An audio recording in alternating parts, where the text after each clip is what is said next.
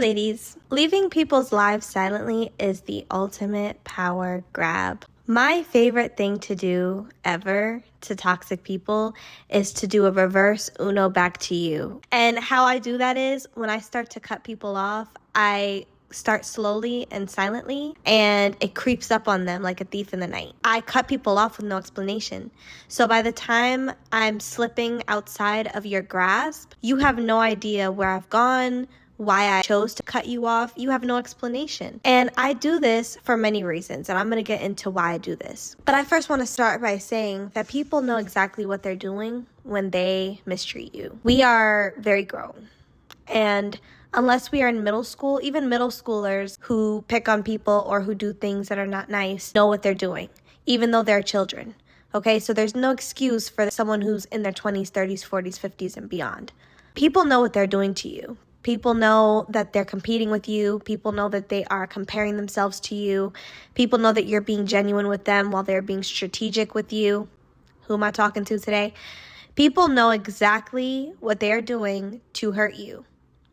And they were hoping that you would either not notice or that you would compete back with them. When someone starts showing you who they are, once you have a friend or a family member who begins to compete with you or try to one-up you, I've dealt with that a lot. People trying to one-up me who I literally thought were my sisters, like people who I would call like my sister friends, which completely broke my heart because seemingly out of nowhere, this person has this like really strange energy and everything is like a competition now, and it just feels like there's this elephant in the room, but I'm the only one that doesn't know about it. It's a horrible feeling, and these people know that what they're doing to you when they're doing it. They don't have mercy for you. They don't think twice about how this makes you feel or how you'll feel after the fact, after everything is said and done and the relationship is over. People don't care in the moment when it's benefiting them or when they feel like they're getting one up on you. But they start to care when you pull away. That's how toxic people are. When you start to take that power back, baby, that is the most hurtful thing you can do to a narcissist or a sociopath or someone who's just toxic.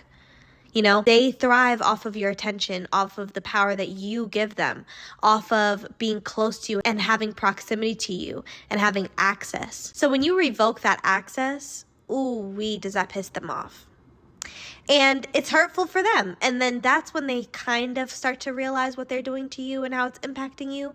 But then again, these people don't really have a conscience, which is why you're not the first person they've done this type of thing to, and you won't be the last. So even though they're registering, oh shoot, she has me figured out and that's why she's not talking to me anymore.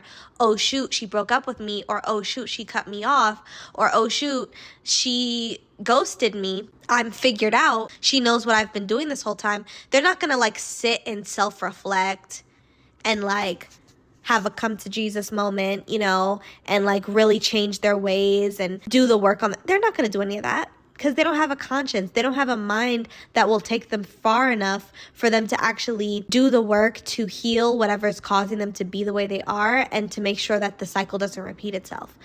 All they do is they get frustrated, they get upset, they try to gaslight you. If they approach you about it and you entertain the conversation, they're going to gaslight you and say, oh, you're crazy. They're going to try to flip it on you or gaslight you. They're just going to play games in your face, but they're never going to change. That's why if someone comes to you after you cut them off and they try to ask you what happened and they try to act all confused, don't fall for it, ladies. Don't fall for the games.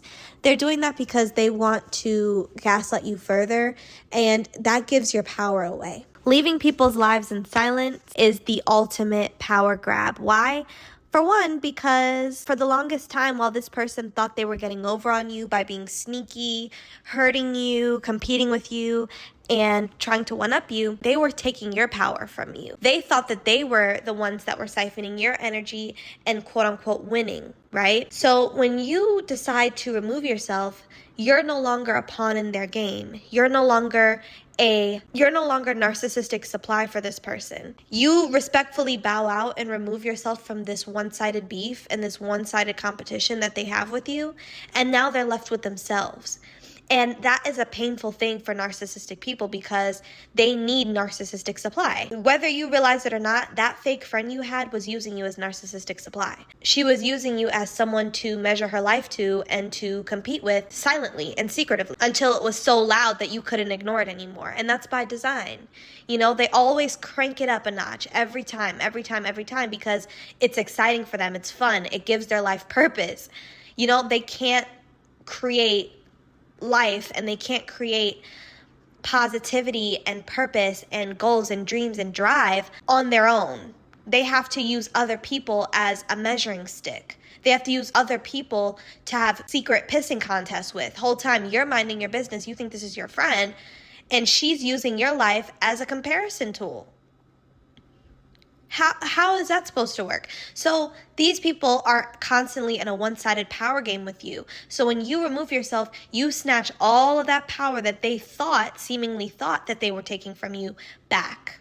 Because now they can't play the game with you because there is no game to play. You're no longer in the picture. And that's why it's so easy for your fake friend to bounce to a new friend and start calling them a bestie. Or why that man who you no longer are with, it's so easy for him to go find a new woman because he has a rotation of narcissistic supply. And with you, for whatever reason, these people just turn things up a notch so high that it was no longer able to be hidden and you just had enough of it. Another reason why leaving silently is the ultimate power grab is because they no longer have the luxury of you speaking to them. Them having a peek into your mind and how it works and how you think, the conversations you would have with them, that was a privilege. They were privileged to even have that type of interaction and that level of connection with you. So you don't need to explain to them why you cut them off. They're not entitled to an explanation. Just like you weren't entitled to know that they were up to something and that they had ulterior motives with being friends with you. Just like they, in their minds, are telling themselves, oh, she's not entitled to know what I'm really up to. So just like they didn't care about telling you the truth, you don't have to tell them why you do what you do. You could feel like you want to cut them off today because the sky is blue. And guess what? That's your business. And you have every right to do so. And anyone who tells you, oh, well, you could at least have a conversation if that's your friend like you claim they are. Why would you do that? For me, conversations, heart to hearts, are for people who are genuine and have a healthy mind. I'm not having genuine conversations with demonic entities. I'm not having genuine conversations with sick people, okay, who are toxic and wreaking havoc on people. So if they didn't have the decency to tell me what their ulterior motives were in befriending me, I don't need to have the decency to have a parting conversation. This isn't an exit interview. I don't owe you a goddamn thing, especially if you burned me, okay? And that's just how I feel about it. So you taking your power back in these situations is you being silent and you not explaining yourself. When you don't explain yourself, it lets their mind roam freely. And sometimes that's the karma that these people get for messing with you. It will eat them alive to not know exactly why you cut them off. Did she figure me out? Does she really know what I did? Oh crap, did she know? You know what I mean? They're going to drive themselves up the wall trying to figure out if you know what they did or if you know what they've been up to this whole time. And the way that you take your power back is you don't give them an explanation. You don't tell them what you know. You silently walk away.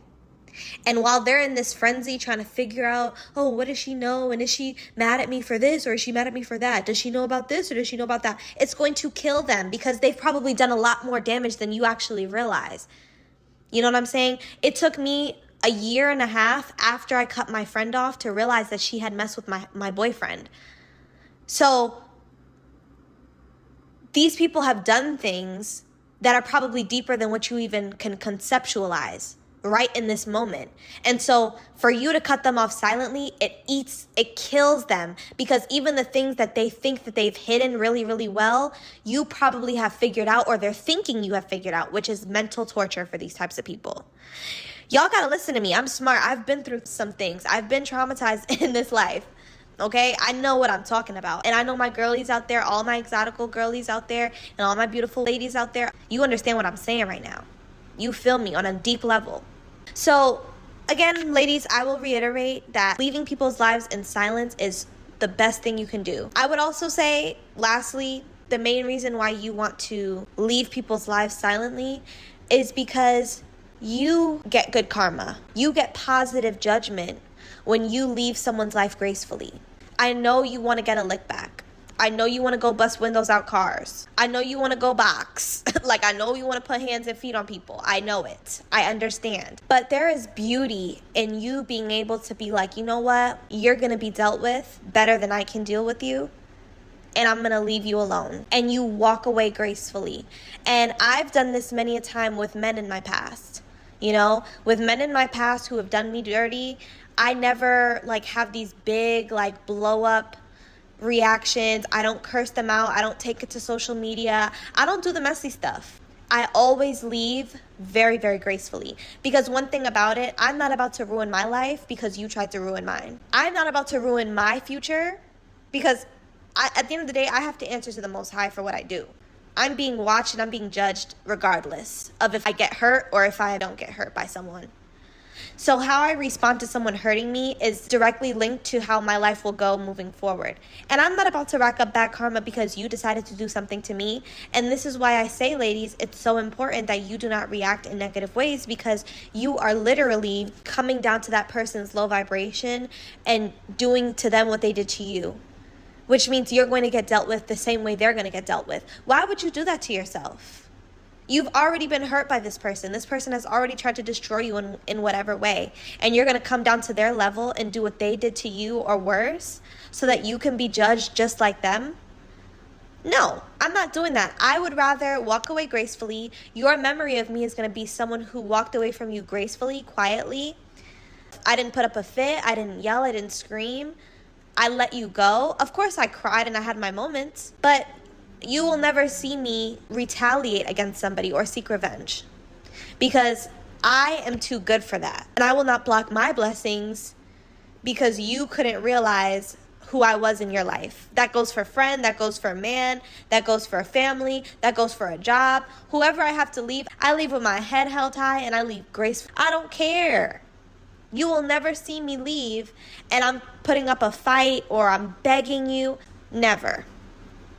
And your last memory of me will be, wow, I tried to destroy this person and look how she handled me. Look at the last interactions we had. That will leave a lasting impact and impression on people. That's why people can't let you go, ladies.